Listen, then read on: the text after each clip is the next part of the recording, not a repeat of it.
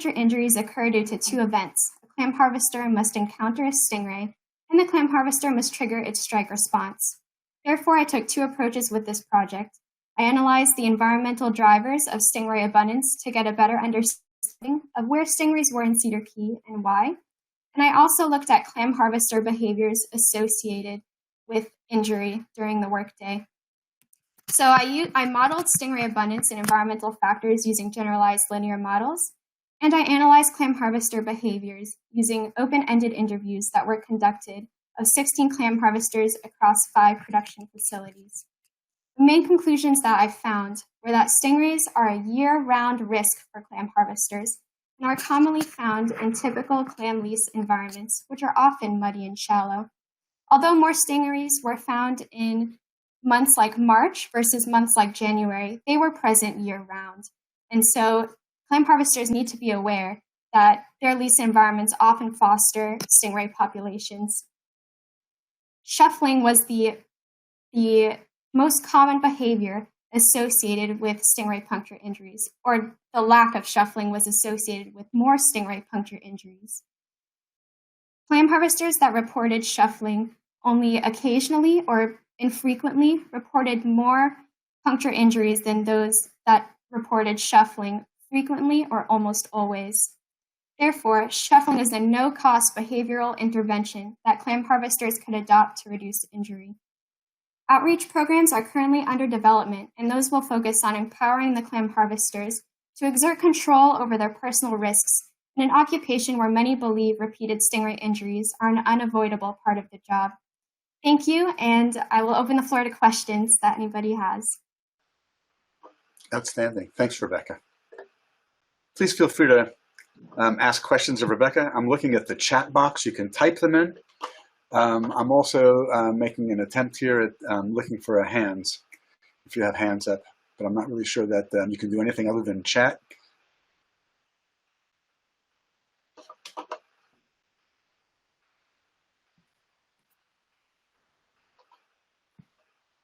And I'm not really positive that there aren't hands up right now, but I can't see them because there's really no hands that I'm able to see.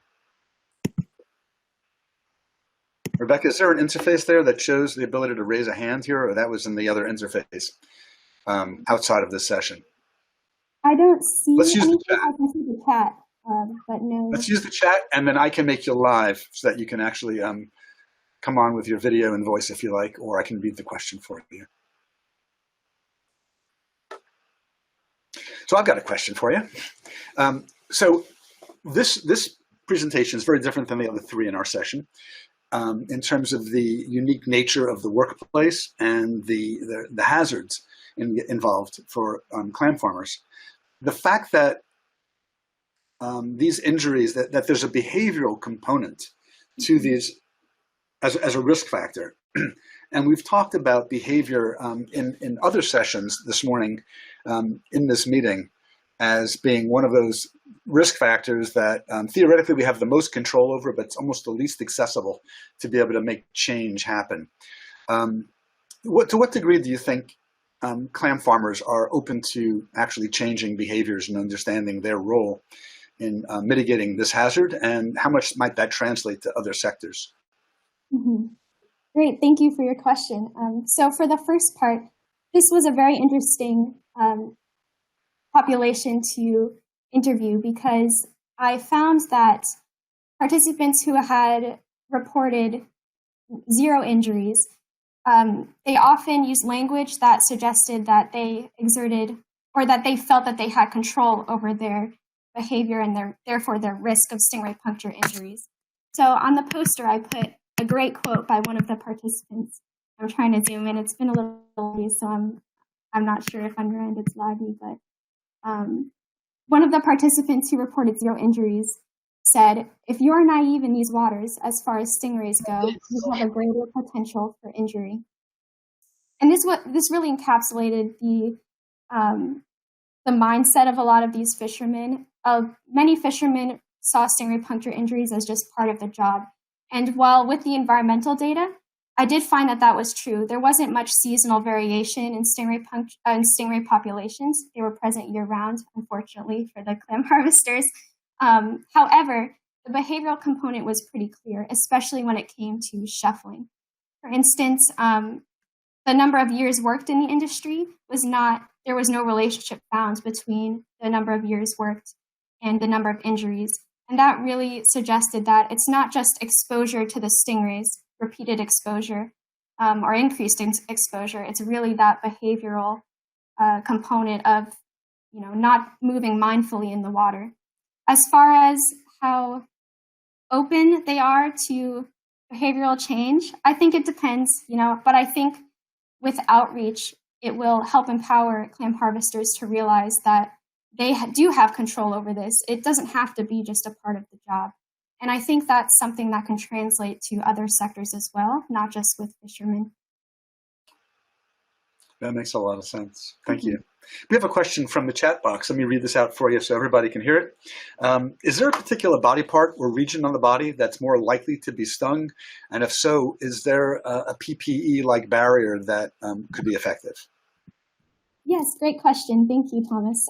So the most common area to be stung is the ankle or foot region. And some clam harvesters were stung in the hand. Figure 1, if you can see it, I've been trying to zoom in, but it's just not working very well.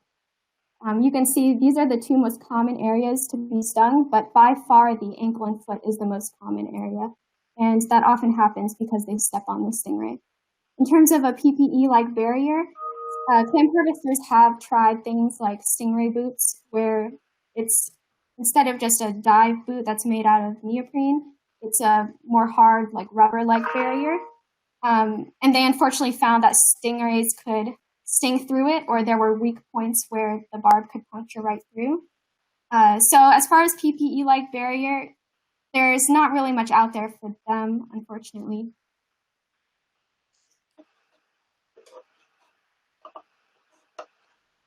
There's certainly a bunch of people that want to sell things on the marketplace, but functionally, there's really not a lot out there that is providing support. I know that veterinarians that work with stingrays use chainmail, and that is something that may in the future be available, but I think it's cost prohibitive and also difficult to move in. The clam harvesters need a lot of mobility to be able to do their work, and wearing something heavy is just not feasible for them. Absolutely. Absolutely. We just have another minute or so here. Tom Bernard asked a question. Tom, I'm going to put your mic and your camera live.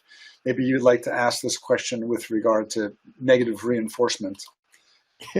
Yeah. So, in classic behavior theory, that positive reinforcement makes good behaviors better and negative reinforcement is supposed to stop bad behaviors. The psychologist says that's not usually so good, and apparently you've demonstrated that.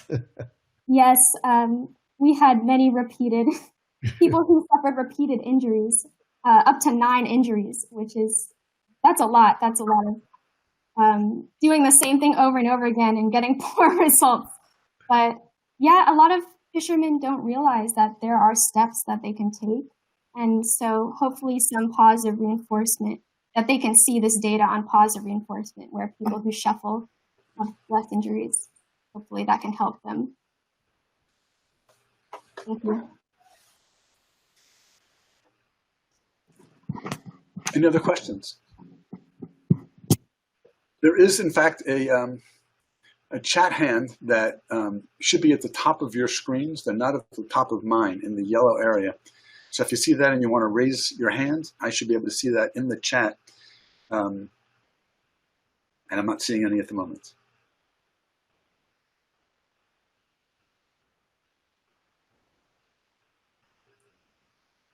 Any other questions for Rebecca? That's great. Well, thank you so very much. Appreciate it. Stand by. All right, our next presenter is John Flock. And John's going to be talking about something very different, but deals with people that work outside, and they get really hot too. And so John's going to be talking about time-weighted averaging in terms of looking at wet bulb globe temperature and metabolic rates to be able to model and determine safety for worker protection. So John, I'm going to make sure that you're live here. If you should be, take it away.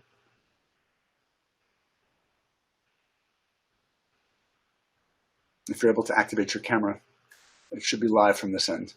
There you go. All right, can you hear me? Perfect. Yes. All right, thank you. Yes, good afternoon. Thank you for the opportunity to present our research project here. I'd like to thank Dr. Thomas Bernard, who's on experience and guidance through my project. Also, I want to acknowledge University of South Florida, Sunshine ERC, and the U.S. Coast Guard, who is my employer and paying for most of my degree, to go through this program, occupational exposure program.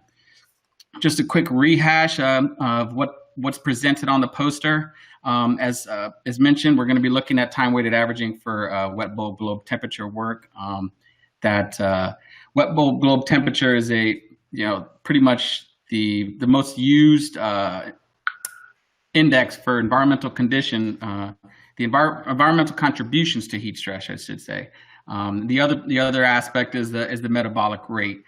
The occupational exposure limits, which are set by the two that we really looked at were ACGIH, which is the threshold limit values, and then NIOSH is recommended exposure limits. But they use wet bulb globe temperature and metabolic rate when determining the exposure, the threshold for the limit. So what we were looking at was work rest cycles and taking the time weighted average of those work rest cycles because as mentioned, exposures aren't heterogeneous, and the work rest, there may be an inherent work portion and rest portion, and then you can also incorporate cycles in that. So really the purpose of the study was to validate and examine the validity of the time-weighted averaging for those exposure assessment. What we did was we did a literature review, and over the decades, since the early 60s, there's been vast research on this and work rest cycles or intermittent work cycles. And what we did is we were able to compile 16 papers that we could actually get information to pull out the protocols and get wet bulb globe temperature, metabolic rate, and then assess our own whether it was develop the time weighted average and then determine whether it was above or below the exposure. And then also then correlate that to a sustainable or unsustainable situation, right? Unsustainable would meaning it's a case. You've got the exposure, the overexposure. Sustainable meaning that the physiological responses weren't there. Going to the result, we were able to I should say before I say that there is occupational exposure limits for both acclimatized participants and non-acclimatized participants. So when we got the data, we had to divide those up and put those into each category. So as you can see by the results, we've got the acclimatized participants and then the non-acclimatized participants. Acclimatized, they use the threshold limit value, and then the non-acclimatized was an action level. Action limit. And looking at the graph that I provided, you can see where all the different protocols landed. So we ended up with 558 participants, but we had to use the averages based on the protocols in the literature, and there was a total of 76 protocols. So that the dots there represent the average for those protocols from the participants. For acclimatized participants, we had really good results. We had zero false negatives, which is good because they weren't over the threshold, but then it was also classified as sustainable. There were some false positives, which could be a problem because they are exposed over the threshold. However, their physiological responses were able to maintain it in a sustainable way based on core body temperature, not exceeding 38 degrees Celsius, average body core temperature not exceeding 38 degrees Celsius, or any individual going over 38.5 degrees Celsius, which was our sustainable, unsustainable criteria. Sorry, I should have mentioned that as well. And if you look at the non-acclimatized, we had 5 that were in that category of under the action limit, but they had an unsustainable response. So what does that tell us? For acclimatized, based on the research, the TWA, the time weighted average, was protective of the workers that were acclimatized. For non-acclimatized, it wasn't as protective, and there were some false negatives. And for that, it's just kind of a quick recap of the poster. I'll open it for questions. Great, thank you so much, John. So the exposures from the literature, let me just open this up, if you don't mind. The exposures that you are referencing and looking at whether or not you're exceeding a threshold or not, what type of exposures are we talking about? What kind of industries are we in? So some of the ones, the earlier ones, were like miners. That was kind of a big one early on, was they were taking the miners. A lot of them you look at the studies and they were actually using like college students and stuff like that. But a lot of the literature mentioned the different industries that do have them, whether it's construction outside, out doing farming work, mentioned, foundries and working next to, boilers and having some radiant heat source or an environment where those heat stress environments are present. There was no real, other than the miners, that was really one that came up quite regularly early on, was the miners. Okay. Here's a question from our audience. And how is the metabolic rate of workers, the variable M, determined? So both of the standards, or the guidelines, I should say, the ACGIH and the NIOSH, they've got, based on extensive research, they've devised tables. And usually that's, what we did is, if it wasn't given to us in the papers, then we had to come up with using the guidelines that have present in the guidelines to say, okay, if they're doing this type of work, it's going to be 300 watts for metabolic rate. And others, we did have to get, whether it was oxygen consumption, or if they specified a certain speed on the treadmills that they were using, the subjects were using, we were able to then extrapolate that and convert it to a metabolic in watts. I hope, does that clarify? It answers the question from my perspective. I don't know if you can see the chat box, but the same person is really asking, how confident are you in those types of data for calculating metabolic rates like that? Well, I think when you base it on the tables that are presented in the guidelines, there's extensive research that has gone into that. So we are estimating the metabolic rate in those scenarios, but others, when they give us, whether it's an oxygen consumption, a treadmill, the amount that they're using on the treadmill, then we can then use different calculations. And Dr. Bernard has all this stuff very well established. So we kind of plug it into a calculation, and then it comes up with a metabolic rate that we then put into our database, the database for all the data. Right. And so you use the word heat stress in your poster once, as my old eyes can see it. And so when you talk about the output of that equation, right, when you're looking at wet bulb globe temperature and subject metabolic rate to discern exposure level, are we assuming that these are heat-related exposures solely? No, and you can kind of tell by the graph. Some of those are below the lines, right? So technically, if you look at the line for action limit, the action limit are the open circles. So all of those would technically be below what is considered a heat stress environment.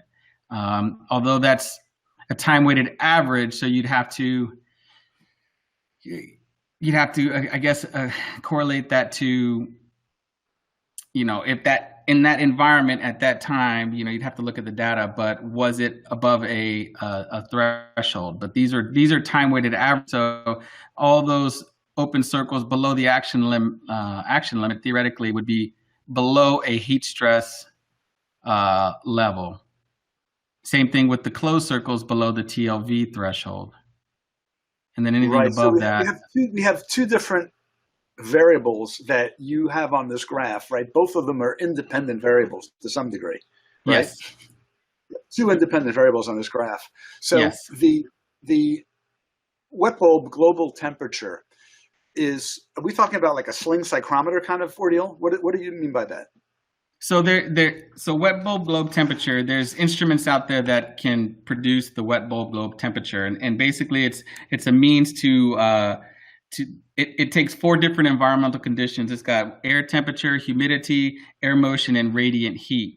And it combines all of those, and then it produces a temperature. So when you see wet bulb globe temperature, that's not like the degrees Celsius outside. It's taking all of those variables into one, and then it produces the wet bulb globe temperature in a Celsius reading. So it combines all of those environmental factors. So I probably could have mentioned that in the beginning. No, that makes sense. I understand that. So here's the real question that I want to get to. So knowing this, the whole purpose in terms of the direction, the objective here is to try to understand if we can use this model to better understand thresholds for different workers, right? Based on their metabolic rate and what their heat exposures are, their environmental exposures are.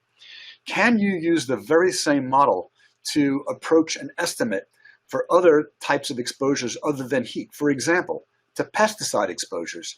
Do exposures to pesticides to individuals with varying metabolic capacities or metabolic rates under different work and environmental conditions, temperature conditions, humidity conditions, everything that would affect the wet bulb global temperature, does that have any bearing on other types of exposures? Let me jump in on that. I'm taking a leap here, sorry. Yeah, that'd be a little bit of a leap. You would have to establish that there was a relationship. The pesticide exposures, if they're primarily a dermal exposure, the metabolic rate shouldn't play a role. If they were an inhalation exposure, you might argue that because the metabolic rate's higher, they're breathing more, right? So the pulmonary ventilation is higher. Most studies that I've seen, if you can consider that, but ordinarily it isn't. Yeah, no, I understand. I think that the stressors associated with what drives changes in the wet bulb global temperature parameter are the same stressors that affect workers, right? Obviously, that's why we're using that as a surrogate, and that because temperature and humidity and everything that affects that output are also parameters that really affect the residency time, the suspension time in air of a lot of different particulates and other chemicals that are inhaled by farm workers or any kind of worker for that matter. And I was just thinking, that those should have some applicability. I was just wondering if you've explored. Yeah, I don't think anybody's taken it that far, and that same argument would be for dermal uptake and skin temperature. And then and if it's a hydrophilic agent, the amount of sweating could play a role. Or the degree of mobilization you can get into the fat depot, theoretically. I mean, there's a million ways you can play that, but yeah. Yeah, so WBGT, I think, has a relatively narrow applicability in its heat stress. Doesn't apply to cold, and I've never seen it applied to anything else. It's not used for comfort either. Right. Does it perhaps offer insights into how often people need to stay hydrated? In that regard, it does. Yes. Yeah, and a couple of the studies actually we pulled the protocols, but they were analyzing the hydration and the amount of sweat loss and stuff like that. So we were able to extract the protocols, but really the idea behind the study wasn't necessarily what we were looking for. But they had a work rest cycle in there that we were able to extract and use the data. But one of them did assess hydration and sweat loss during those work rest cycles. Right. And I see there was a question about clothing adjustment factor. We did take into, I know I'm getting slim on time, we did take into effect the clothing adjustment factor. Most of the participants were either nude or semi-nude. So if they were completely, which was shorts and sandals was nude, shorts and a halter top for females was considered nude. We -1 degree Celsius from the WBGT. Otherwise, we left it at 0 and didn't add the clothing adjustment factor. Thanks. We actually have an extra minute. If there's anybody else with some questions. This is our session. It's ours to the end. So we can go a little short, or we can entertain some extra questions.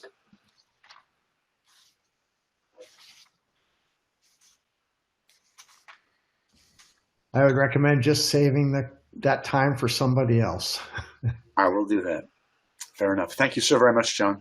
All right, thank you. Our next group is Christian Aponte, and we're shifting to Sleepless in Seattle from a lot of other different types of.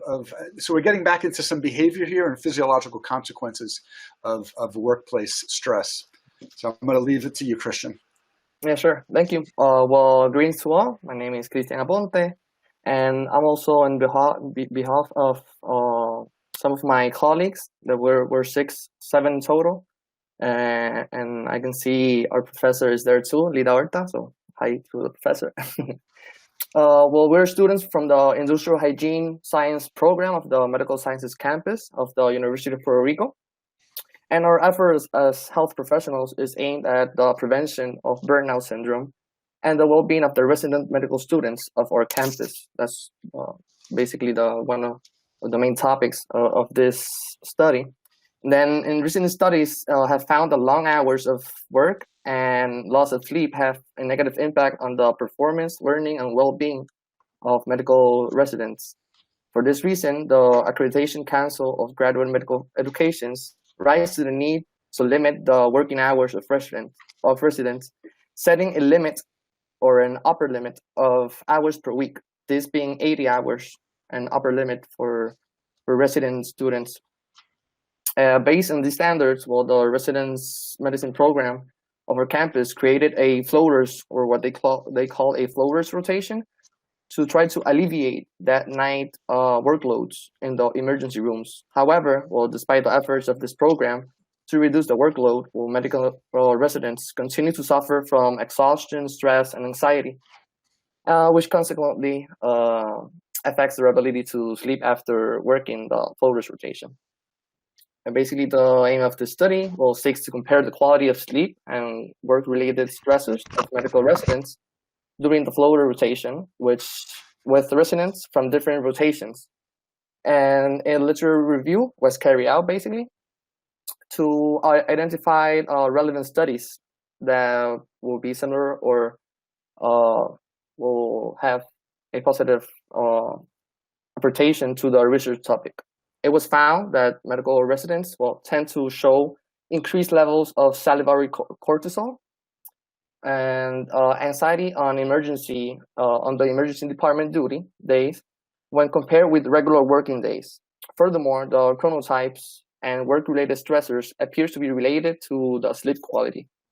The review studies also provided us with a strategy that can be implemented to carry out the need and research to confirm this relationship. And it is possible to intervene in those factors that increase the risk of burnout syndrome in residents of the medical sciences residents of our campus. I would also like to emphasize a little more on a causal network that was made. This tool, it basically enables us to make a visualization of the relationships between the exposure of interest, which will be the floaters or the floaters rotation, and the outcome being studied, and all other characteristics or variables that are associated in some way with other variables in the diagram. In the causal network, well, developed for this investigation, different variables are taken into consideration, including demographic, physiological, and psychological factors. This initial cause is basically being a medical residence during the floater rotation. The floater, as I mentioned, is then considered to be the exposed to different variables, focusing mostly in stress as one of the principal effects. Possible confounding variables are taken into consideration and are known to be the cause of both the exposure and the outcome as seen in the network.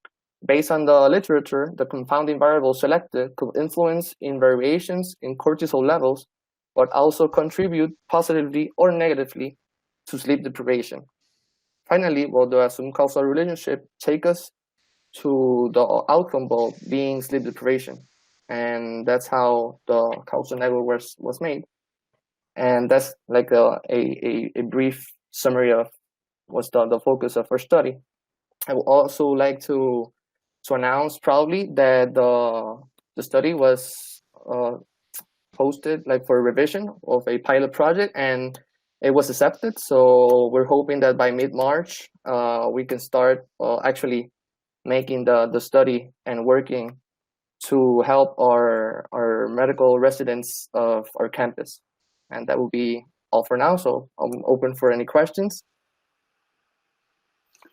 Fantastic. Thank you. Sure. Open questions.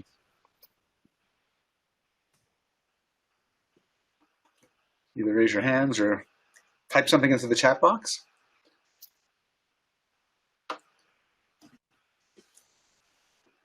So Christian, does this mean like if I needed to have an emergency room visit, I really want to go first thing in the morning rather than at 2 o'clock in the morning? Yeah, I will recommend that because it's seen that the stress that many resident students pass during those night shifts can be a great factors of irritability. Also, it's been found in different studies that might influence and most likely to, let's say, commit some kind of errors or more misunderstandings while their turn. And some of these students usually take 24 hours shifts. But then in our campus, they made the floaters rotation so that they only for a month, they make only night shifts from about 6 to 6, a 12 hour to alleviate that. But still, we were finding that the students were presenting stress and sleep deprivation. So there's a couple of stressors going on at the same time, right? The lack of sleep is a stressor. It's a physiological stressor. And then there's also what they do for a living, right? And whether or not there's variability in what you do for a living on a night shift or an overnight or an extended shift versus what you'd be doing during a morning or a daytime shift, right? Definitely. So is there any way to just look at the sleep component of that? Because lack of sleep or fatigue is one of the primary risk factors in many different industries for as a risk factor for a variety of hazard outcomes. And you're basing this basically on cortisol, right? That's the trigger for. Well, that will be our indicator, basically the cortisol levels, to indicate us or maybe study in what specific times that stress are going up, because cortisol levels are correlated or have a direct relationship with stress levels. And then we have found that the stress levels are mainly connected to sleep deprivation and the burnout syndrome. So that's basically how we're trying to make the study. So you're suggesting that irrespective of other work-related stressors, that sleeplessness alone, or irregular or interrupted sleep alone, is sufficient to increase cortisol levels, circulating cortisol, and elicit that generalized generalized response, which also has immune effects as well. Yeah, right. That translates across industries, right? Doesn't matter yeah, who that is. exactly. It was basically that we made we focused in the medical residents of our campus, because the program, or the rotations program that direct the floaters rotation, they asked us if we in any way could help them, and so it's a conjunction project when we're trying to study what's going on and trying to help them, but definitely it can be crossed over to other type of works. Absolutely. We have a question in our chat box, and one of our participants wants to ask a little bit about what's the role of actigraphy, if you can pronounce that correctly. Well, actigraphy basically is the measurement, basically, or how should I say it in English? The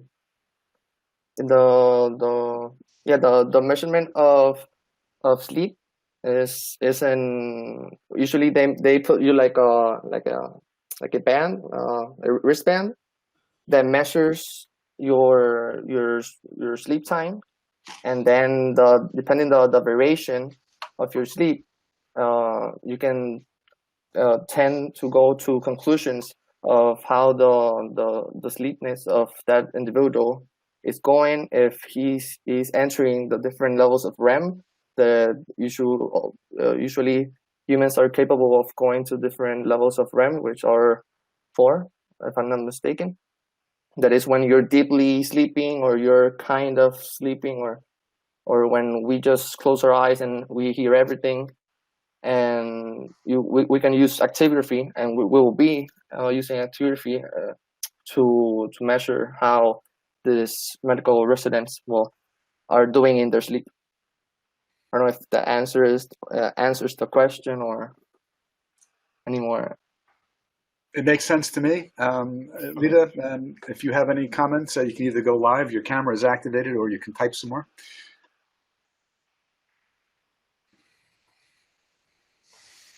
So Chris, let me. There you go, Lita.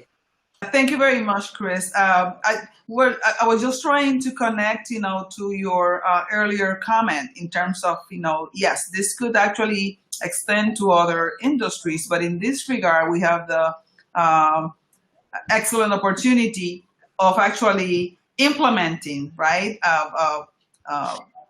literature review into the possibility of designing a real project. And one of the things that we were concerned about was whether, in fact, people that were nocturnal people, for example, could will do a better job working at night, to avoid your concern about, getting into the ER at 2 o'clock in the morning, versus people that were more used to work during the day. So, one of the things that we actually wanted to determine was whether, in fact, there were factors related to the ability to, if they are in a rotation at night, whether they would be able to sleep and have a restful sleep during the day. So actigraphy will allow us to sort of have those biomarkers. Thank you. Thank you, Professor. Absolutely. So how does, I'm going to take advantage of this here, because we work with seafood workers, right? I work with Ryan Bradley and all of his folks from Mississippi, and people that work very rough jobs, and they work all night long. Shrimping is an all-night harvest activity. As a matter of fact, when there's shrimp out there, it's 24 hours a day. And the expression that Fishers uses, yeah, we clocked 2 days. Meaning they did 2 24-hour shifts back to back. In our surveys and surveillance work, we have people that have done up to 4 of those days back to back, or so they claim. It's all self-reported data. So getting to Lita's thought about acclimation, right? There are people that are acclimatized to nocturnal work shifts. There are people that, when I was 18, I had a night shift, and that was the most bizarre thing. I remember acclimatizing myself to a shift that starts at 11 p.m. and getting off at 7 in the morning. And after about a month, I was into it. You had to sort of get in there. So I don't really know if it's really the shift, the time of the day as it is as much the number of hours that you're working that becomes the real driver of cortisol levels or of whatever you'd call a stressful outcome. Although I am curious as to whether or not people who are acclimatized to a nocturnal existence, whether or not they're just like the nighttime version of a daytime person with regard to cortisol levels. It doesn't matter when you do it, it's a matter of how long you do it that raises the cortisol to form stress, to be able to record stress as an outcome. Is that sort of how you see it, or I put words in your mouth? No problem. Well, basically, what we've been seeing in the literature is that even though people that are more nocturnal or are used to work night shifts in the night shifts still have the similar pattern of cortisol release as a person that works or has a day shift. So we will expect that the cortisol release patterns will be really similar, and then compare any differences from, for example, when the medical residents have the day off, how that pattern of cortisol release is going on when they're more relaxed, let's say, and then compare when they're in the night shift rotation, which will also have other factors or stressors getting in. Like, for example, they can be working in the night shift and have a certain quantity of patients that night, but it's not the same if it's like a heavier night, let's say, or a rush night with more patients or more delicate people getting into the ER, which makes the situation more stressful. So we want to study all the different release patterns of cortisol. So if we have the opportunity to measure during different times during the shift the levels of cortisol, we can also try to find like anticipatory release of the cortisol and say, okay, between this and this point, the cortisol levels rise. So let's see what happened in that time, and see if there's any factors or contribute to that release. I don't know if I got your answer. You nailed it. That was perfect. Thank you. Thank you for that. We're almost out of time here. Thank you so much for this presentation and supporting our frontline healthcare workers. Sure. Thank you all. I think this study really has translation. I'm sitting here personally thinking that I want to learn more about this for our seafood workers who work really, really long hours and around the clock, and what we can learn from this to help them potentially shift their behavior to understand the effects of fatigue. And this kind of study makes it real. There's real data that supports why you're fatigued or why I definitely think it will be a great opportunity for study in that area. And yeah, thank you for everything, and hope you all liked it. I did. We did. Thank you so much. All right, we're on to our last presenter. And without ado, Peter Schmidt. Peter's going to take us in a very different journey, a journey that has speed on horseback, thoroughbreds, and racing, and the ground you ride on. So without further ado, I will leave this to you, Peter. I'm going to make sure you're live. If you are, you can just start talking. Yes. Can you hear me okay? You bet. Yes. Right. Okay. Thank you, Dr. Kane. Thank you for that introduction. Thank you, everyone, for allowing me the time to talk here today. This poster is essentially an overview of my dissertation, which is probably a bit ambitious. I'm a PhD student at the University of Kentucky in the Biosystems and Agricultural Engineering Department. The title of this dissertation is the relationship between surface composition, surface evaluation tools, and horse performance in North American turfgrass horse racing. 1 second, please.